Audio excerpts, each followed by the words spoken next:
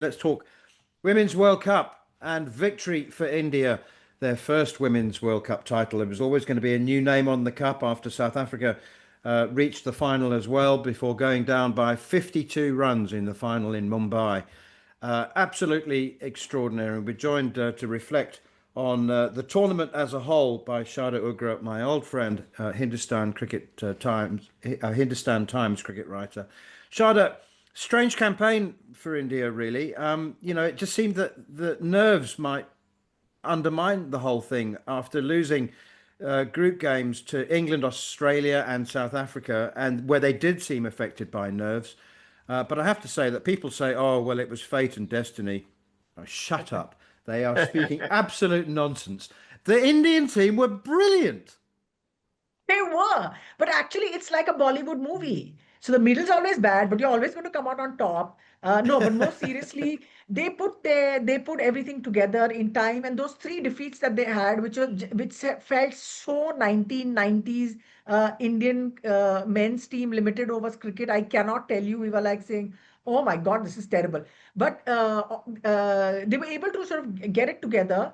And that's the whole point of these tournaments, is that basically when it comes to the knockouts, if you're there in the knockout, just make sure you get that. Whatever you do, you remember in 2011, India lost to South Africa in the Men's World Cup by a run, I think single run, something like that. And but they made the knockouts, and that's it. That's what happened. And literally, it's like the Indian women played three knockouts. They had the match against New Zealand that followed the defeat to England, was the one they needed to win. And then it went. Everything came together at the end. They possibly played what was their perfect game. And I mean, people are just ecstatic, and the women in the sport have just gone absolutely nuts. Shut you mentioned there the men's World Cup in 2011, and I think a lot of people. I was just finishing my career at the time. A lot of people are questioning whether 50 over cricket was relevant anymore, and whether it was going to continue with the invention of T20 cricket. I'm talking about the men's game here. Yeah. But then India went and won at home in 2011. In the game just transformed into a whole new level. What's the significance of India's women winning this World Cup, with the knock-on effect for the TV ratings, future tournaments around the world? Because it looked an unbelievable spectacle at the end, and where the game could go for young girls and women now is frightening. I mean, the symbolism of the women's win is one thing, and what it's done for women's one-day cricket is the next thing. Because eventually the 50 over format is the one that has this big trophy. No matter how much 2020 cricket everybody plays, there's a World Cup every 5 months in 2020 it feels like. And but this is the big one. And MS Dhoni said one of the great things about 50 over cricket was that it was like test match compressed into one day. You had that. He played. He loved it. He loved the format. So that's going to get a big boost. At the same time, the women's game in India is going to explode. So in 2017, when India made the World Cup final and played and lost to England by 9 runs or something like that, again the 50 over one, it was literally like the floodgates had opened, and now it's going to be 5x, 10x, that kind of interest in the women's game. A lot of the talent from this women's team has come from the WPL, so there's going to be a big push in the WPL from outside, maybe market forces, maybe owners, maybe people with money to say we want more women's teams, we want more teams in the WPL, in the Women's Premier League. It's We don't know how the game's going to be administered and governed in that sense, but for the first time, the women's game is, because they won this World Cup, it's now just going to be under the radar, under the microscope, telescope, call it what you want. Because what used to happen is that people used to say about the women, listen, win us something big and get us TV rights. That's not the job of the cricket players. Their job is to win, which they did. Now your job is to go out and market the game as best as you can and get whatever max revenues that you can from it. It's great for the women's game because there's an Indian interest in it. It's re-energized it, I think, in a sense. I'm not saying this in like a boastful kind of way, but just factual numbers, interest, that kind. I think it's a watershed moment in the women's game, really, Sharda.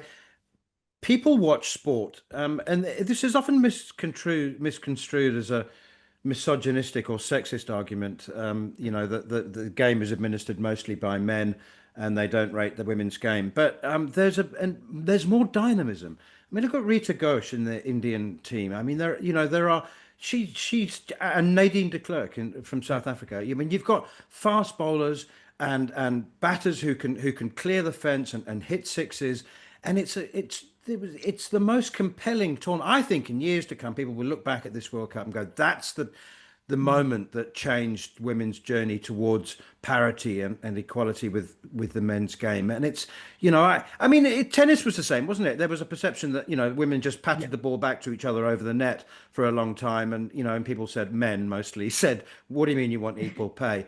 But now there's an element of dynamism that wasn't there for there's more of it now. I think it's reached a tipping point, is what I'm trying to say. Yeah, absolutely, Neil. You're right. Because we've seen this happening across the big sport, like, say, for example, women's football as well. When you watch women's football, there are less fouls. It's a less over dramatized nonsense sort of rubbish foul stuff that happens in the men's game.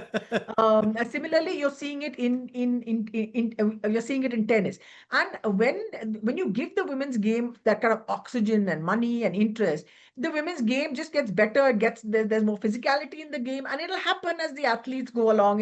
It's literally like what happened with women's tennis and women's football will happen in women's cricket, which we're seeing at every level. The quality of fielding, the ability to clear the fence. They don't need a lot of them don't need the fence pulled in anymore. They don't need handkerchiefs to play on now. They just give them a good size field and they'll find the gap or they'll clear the fence or whatever it is. So that's true. And the watchability of it is what I mean. The fact that more than almost 40,000 people turned up at the match yesterday, which is a 50-over game, is great. It's tickets sold. It wasn't free seating. Everyone came and people enjoyed it and they loved it. What they also say about the women's game is that it's a separate sport. Don't think of it as an adjunct or an attachment or an accessory to that. It's a separate sport. Look at it like that. It's still fun to watch. It's great fun to watch. I couldn't agree more with that. I mean, that's perfectly put. It is a different sport, and it should be recognised like that, and it should be enjoyed like that. And I think the women's game. I've talked about the men's game many times in the sort of mid-90s when a more sort of professionalism came in, and sports science came into the game, and players learned how to go in the gym in a certain way to hit the ball and access the ball in a certain way. You give it 10 years, the women will be doing exactly the same. They'll be doing exactly the same because what nights like this in India winning the World Cup, more eyes on it, like you've said, more money goes into it, more professionalism go into it, the players will get better. But just to the final itself, I mean, what a start. I mean, Shavika Verma got India off to a brilliant start. When you're under pressure and all the eyes are on you, 1.3 billion wanting you to win the tournament, to get off to a start like that, what was it? I think there were 100 for none. That must have settled and eased a lot of nerves going in and around that stadium. Completely. And around the stadium and in television sets, we're all watching. And actually, I mean, you're going to hate this, Steve, but actually you're saying, it's not the Australians. They're not playing the Australians. So everyone was like, yeah, I had a chat with someone yesterday and they said, our heartbeats were much lower during the final than they were in the semi-final because it's just of the standard that the Australians had set. But it was great that the South Africans were there. That another team was there. That the two big strong powers of women's cricket had been sidelined. And Shefali Verma's story is so bizarre. And she is this post-2017 player who's come out hitting big.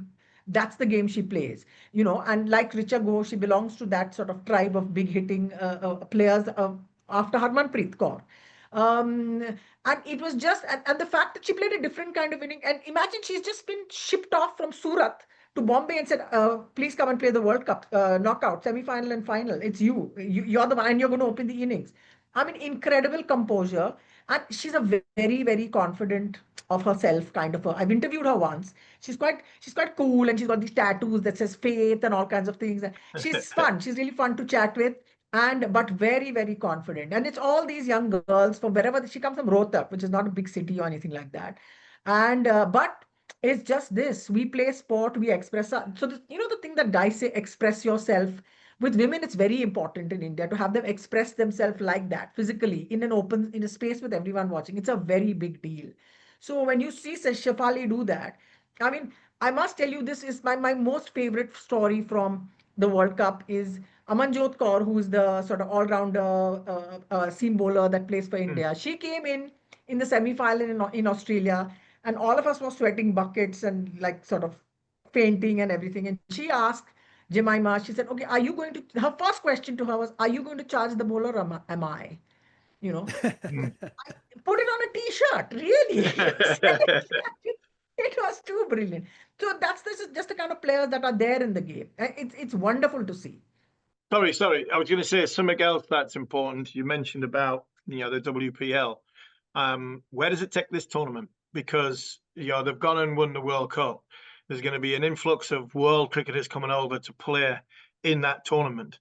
You when you talk about sort of parity when it comes from a financial point of view, you earn the right to get to that point. Well, I think they've just earned the right, surely. Absolutely.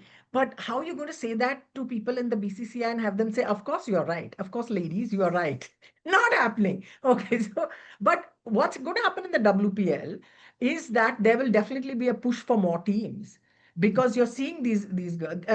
Sri Charni, who's the left arm spinner, the Indian, the tall Indian girl with hair like mine, she just played in the WPL and then she made her debut in the World Cup. And in this team, there were 10 World Cup debutants. They never played a World Cup before. And so the WPL has Kranti Gaur, who's the seam bowler, the opening bowler, along with Renuka. She also came through the WPL. So you're seeing all this talent come through because they don't need to go through the usual channels, and it'll be interesting to see how the market, business, sponsors, how they respond to this and how they're able to use, how they're able to use their products. So you and look at the women's team and say, okay, who in it can be our next superstar and so on. It's a really interesting time, both cricket wise, money wise, and for what our society is going to do handling these fantastic world champions.